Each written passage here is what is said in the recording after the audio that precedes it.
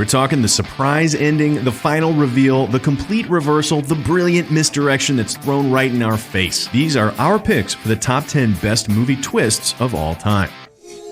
Okay, seriously, last chance. We're about to ruin like 47 and a half different movies with great twists, either by letting you know that they have one in the first place and what kind it is, or by dissecting it completely, leaving it about as tantalizing as a swimsuit model after an autopsy. So, to everyone who's still here, either extremely well watched, forgetful, or masochistic, let's kick it off with our first category, the time and place twist. While the vast majority of twists are aimed at deceiving us about either the what or the who, for our number 10 pick, we want to look at those that mislead us in terms of where and when. When in movies like Triangle and The Village, and where in films such as Dark City, Pandorum, Inside Man, The Lego Movie, and Buried. However, for our number 10 pick, we prefer the ending of The Planet of the Apes. Oh my God.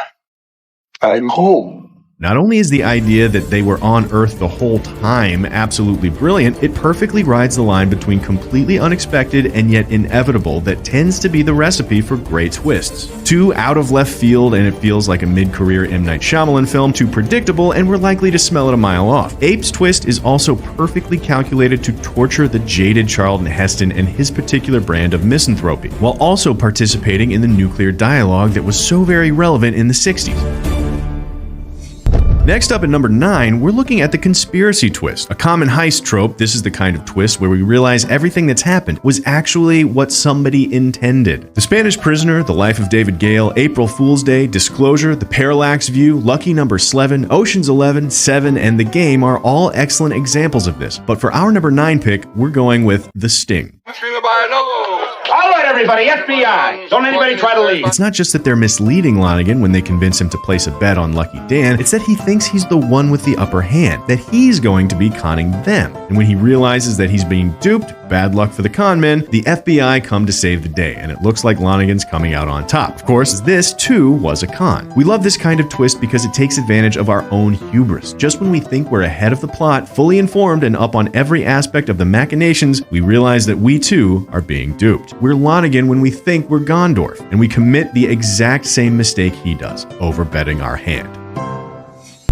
If you've ever watched Scooby-Doo, you'll be familiar with our number 8. This is the unexpected bad guy, aka it was the gardener all along twist. It's your basic whodunit. And movies like No Way Out, Arlington Road, Friday the 13th, Deep Red, Unknown, The Conversation, Witness for the Prosecution, After the Thin Man, Unbreakable, and The Usual Suspects are all excellent examples of this twist. But we think that Murder on the Orient Express did it better than any of the others, because it throws an extra twist on top. The murder must then have been committed by some person or persons in the Calais coach and therefore not present in this dining car.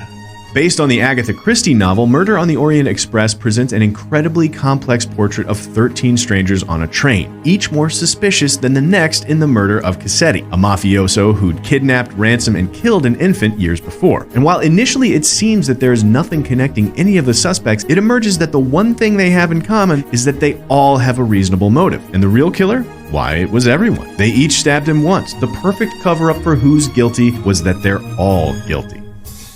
Of course, not everyone is a secret murderer. Sometimes we can be surprised by the villain turning out to be less guilty than we thought. The twist appears in films like Tell No One, Marnie, The Man Who Shot Liberty Valance, and in both directions with Basic. However, our favorite incarnation of it has to be from Charade. Of all the mean, rotten, contemptible, crooked... Crooked? I should think you'd be glad to find out I'm not crooked. Cary Grant's Peter seems to have suspiciously self-interested motives. Then, of course, he confesses that he's really Alex Dial, the brother of a murdered man there to represent his interests. Of course, when it turns out that the man had no brother, the truth comes out. He's in fact Adam Canfield, a professional thief. After being accused of being the murderer, then killing the real murderer, Cary Grant goes with Audrey Hepburn to the CIA to turn over the stolen wealth. Because Cary Grant, aka Peter Joshua, aka Alex Dial, aka Adam Canfield, is actually CIA agent Brian Cruikshank all along in disguise as a man in disguise as a man in disguise. At number 6, we have possibly the most controversial and occasionally obnoxious twist commonly found in film, the "it was all a dream" twist. Now we say dream, but we're including any other related mechanics equivalent to not the real world. Think The Matrix, American Psycho, The Descent, Jacob's Ladder, Brazil, Atonement, The Cabinet of Dr. Caligari, The Adventures of Baron Munchausen, Repo Man, Vanilla Sky, and Abre los Ojos, Total Recall, Existenz, Identity, and maybe Mulholland Drive. Nobody is really sure. But for our number 6 pick, we've got to give it to the original, the magical, the lovable, The Wizard of Oz. I tried to get back for days and days. There, lie quiet now.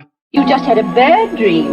It was all a dream can be pretty frustrating when it seems like something really interesting and subversive is going on, only to turn out that nothing was real, nothing needs to make sense, it was just a prank, bro. But there's a good version of this twist too, and it usually happens when the dream has some real consequence for the character in the outside world. They need to solve an internal problem, and the dream was a subconscious mechanism for doing this, by externalizing the internal. And this is what the Wizard of Oz does right. Not only is she subconsciously working out her conflicts in a symbolic way, she ends up learning an important lesson about home by the end that makes her waking up meaningful to the part of the story that happened before her dream began. Of course, sometimes only part of a story is all in the protagonist's head. The twist, of course, comes from detangling the fantasy from the reality. These are head trips like The Machinist, Secret Window, Shutter Island, A Beautiful Mind, and Memento, films where the audience experiences the delusions alongside their unreliable narrator. Primal Fear twists against this by being not all in his head. But our number 5 pick goes to another Ed Norton mindfuck, and if you haven't guessed it by now, it's Fight Club. We have just lost cabin pressure. Probably one of the most popular twists of the last few decades, Fight Club manages to slip an entire character by us without us noticing. A character who interacts with all kinds of different characters, unlike the other films that we mentioned here that tend to keep their hallucinations separate. Fincher adeptly juggles the two characters into and out of scenes, keeping them both involved almost simultaneously but never quite. And the reveal? A wonderful hallucinogenic moment of reality crashing down around the narrator in a moment of pure cinema. Counting down to number 4 is a classic of horror films and thrillers alike, the not dead after all twist. The twist is done best in films like Gone Baby Gone, Tell No One, And Then There Was None, Laura, Les Diaboliques, Gone Girl, and Saw. It was also subverted brilliantly in The Prestige and The Sixth Sense, where characters are dead after all. However, for our number 4 pick, there's no character we're happier to find still alive than Harry Lime from The Third Man. As soon as I get to the bottom of this, I'll get the next plane. Death's at the bottom of everything, Martins. Leave death to the professional. When writer Holly Martins travels to Vienna to see his childhood friend Harry Lime, he finds that he's just died in an accident. But the facts don't add up. He suspects murder, until one day he hears footsteps following him and sees a dark figure in a doorway to reveal the one, the only, Harry Lime. Played by a devilishly charming Orson Welles, the twist is revealed in one of the most magical shots ever committed to film. I don't think there's ever been a grin as perfect as Welles' here, which is practically reason enough alone for us to pick it. But it's also an excellent twist where the entire plot flips on its head and the victim becomes the perpetrator. So it's a must on our list. Next up at number 3, we've got ourselves another look at Orson Welles. And while you might guess Citizen Kane, you'd be wrong. Rosebud is a wonderful reveal, but we're not quite sure it's really a plot twist in the traditional sense of the word. Instead, this spot is here to honor straight-up lies. Consider The Mist, a movie that convinces us there's no hope for salvation until we learn otherwise. Or Witness for the Prosecution, where a wife lies to a jury about her husband's guilt so as to purposefully be exposed, proving him innocent. Or Who's Afraid of Virginia Woolf and its myth of a missing son. No, for our pick, our favorite lie actually goes to a documentary, the last 17 minutes of F for Fake. Tell it by the fireside or in a marketplace or in a movie. Almost any story is almost certainly some kind of lie. Orson Welles' documentary about forgery and authenticity begins with a promise. During the next hour, everything you'll hear from us is really true and based on solid facts. And this, of course, isn't a lie, but the film lasts 85 minutes, not 60. So 1 hour in, Orson Welles' story turns from a documentary to fiction, engaging in a sort of meta-commentary on the act of forgery. In the end, Orson comes clean, but not without first making us feel paranoid about pretty much everything else we've ever seen in a documentary.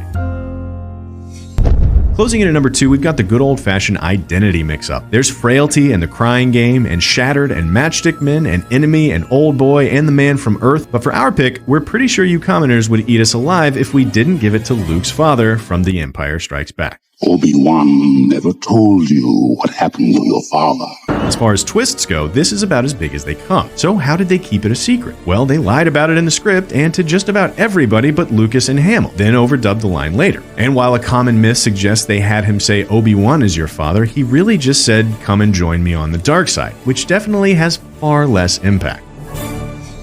Finally, for our number one, we've got a slightly different take on the mistaken identity twist. Instead of realizing we've confused someone for another, we realize they're the exact same person. Think High Tension and The Skin I Live In and The Color of Night, and especially Chinatown. But unfortunately, there's no one for the top of our list but Hitch. And with two strong contenders for this spot, it's not going to be easy to let Vertigo off with only an honorable mention, but we have to, because our number one twist goes to the Norman Bates reveal in Psycho.